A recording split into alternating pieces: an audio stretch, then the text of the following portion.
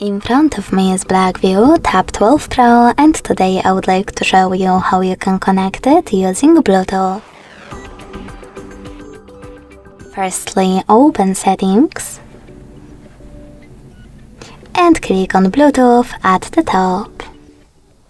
Then select this gray sweater also at the top to activate it. Following that, just wait for available devices to show up, and when they do, click on the one that you wish to connect to.